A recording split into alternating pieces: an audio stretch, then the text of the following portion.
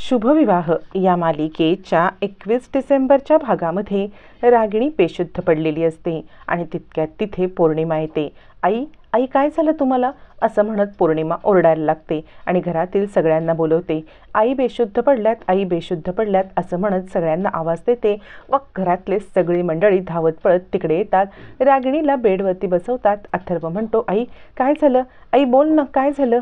यावरती रागिणी म्हणते, अभि अभि आजी म्हणते, काय झालं रागिणी, अभिजितचं काय झालं. यावरती रागिणी नाटक करत म्हणते, अगं आई अभिजितची तब्येत बिघडली. इकडून फोन आला होता पोलीस स्टेशनमधून. त्याला ते कोंडट वातावरण सहन नाही होत आहे, त्याची तब्येत बिघडले. डॉक्टर म्हणतात की त्याला मोकळ्या वातावरणाची गरज आहे. आई माझ्या अभिजितला जर काही झालं ना तर ही आई आता जिवंत राहू शकणार नाही. आकाश एकटं सोडून गेलाय. अभिजितची ही अवस्था, खरंच आई मला मरण यातना होत आहेत. यावरती आता मात्र आजी म्हणते, रागिणी असं काही बोलू नकोस बरं. यावर रागिणी म्हणते, आई आई मी तुला एक विनंती करू का. मी तुझ्यासमोर हात जोडते, पदर पसरते, पण तू माझ्यानं अभिजितला जामीन करण्याची परवानगी दे. आई माझ्या अभिजितला बाहेर आण. ही आई तुझ्या पुढे पदर पसरते. या पदरामध्ये अभिजितच्या सुटकेची भीक घालाई. यावरती आजी म्हणते, हे बघ अगं अभिजितने जे कृत्य केले ना ते माफीच्या लायक नाहीये. मला नाही का वाटत की अभिजित इकडे यावा म्हणून, पण त्याने जे कृत्य केले त्यामुळे त्याला माफ करणं कठीण आहे. पण रागिणी त्याच्यासाठी नाही. तुझी तब्येत बरी नाही ना म्हणून मी त्याला सोडवण्याची तुला परवानगी देते. तू आण अभिजितला. असं म्हणत आजी आता भाऊक होते. जरी अभिजितवरती राग असला तरी रागिणीसाठी आजी आता अभिजितला सोडवायला तयार होते. इकडे पौर्णिमा विचार करते, अच्छा म्हणजे हे सगळं या कामासाठी केलं होतं. किती नाटकी आहे ही बाई. असं म्हणत पौर्णिमा रागिणीची नाटकं अचूक ओळखते.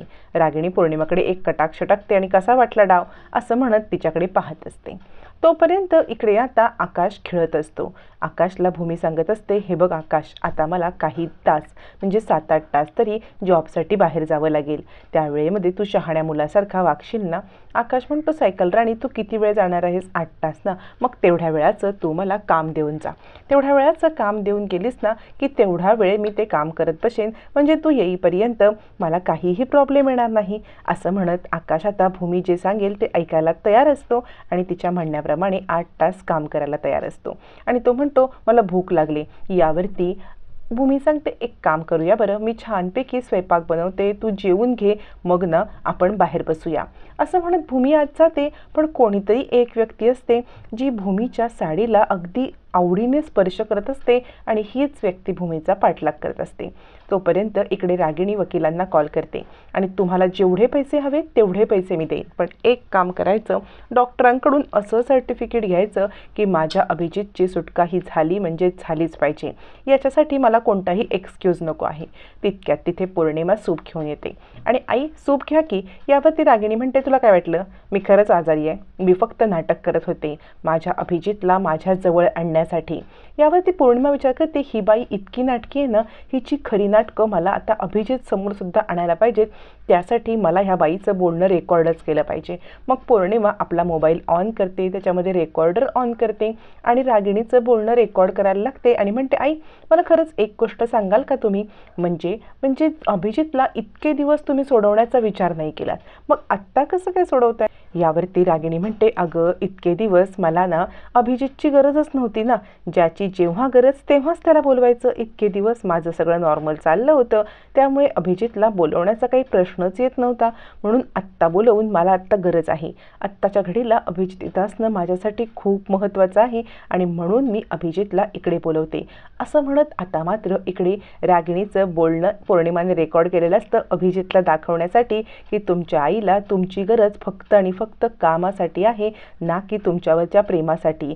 हे सगळं आता पौर्णिमा रेकॉर्ड करते आणि म्हणते, बघ रागिणी एकदा का अभिजितला इकडे येऊ दे, मग तुझा कसा मी गेम करते ना ते तुलाच कळणार नाही. म्हणजे शेरात सव्वा शेर बनत आता मात्र पौर्णिमाने रागिणीचाच उलटा गेम केलेला असतो. रागिणी हे बोलणं करून फसलेली असते आणि फोनवरती ती अभिजितला सोडवण्याच्या अपडेट घेता घेता भूमी आणि आकाशचा सुद्धा शोध घेत असते. तेवढ्यात तिच्या माणसाचा कॉल येतो आणि तो माणूस सांगतो, एका ठिकाणी या दोघांना काही लोकांनी बघितलंय, मी तिकडे चौकशी करतो आणि मग तुम्हाला कळवतो. यावरती रागिणी सांगते, लवकरात लवकर मला कळव, कारण अभिजितची सुटका झाल्यावरती आकाशची सही घेणं खूप आवश्यक आहे. तोपर्यंत तो माणूस चौकशीसाठी ज्या एरियामध्ये हे दोघं जण स्पॉट झाले होते त्या एरियामध्ये म्हणजेच अक्कांच्या गाडीच्या इकडे येतात आणि तो माणूस म्हणतो, अक्का मला तुम्हाला एक महत्त्वाची गोष्ट विचारायची आहे. म्हणजे इथे ना कालच्या दिवसाला एक नवरा बायको आले होते, त्यांचा हा फोटो आणि त्या नवरा बायकोला तुम्ही कुठे पाहिलं होतं का? म्हणजे त्यातली बाई तर एकदम आयटमच होती हो. यावरती अक्का म्हणते, काय चाललंय काय ह्याचं? आणि हे बघे इथे फालतू चौकशा करायला नाही यायच्या.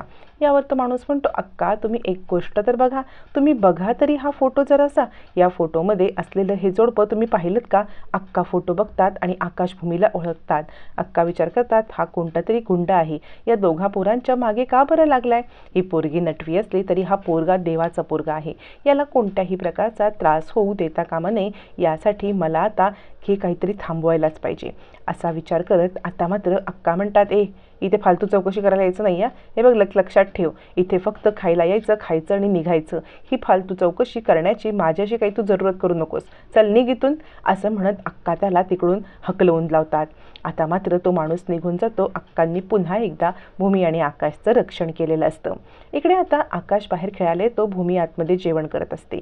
भूमी जेवण करत असताना आकाश येतो आणि म्हणतो, टुटू हे बघ हे इतके जण कॅरम खेळतायत, चल आपण पण कॅरम खेळायला जाऊया.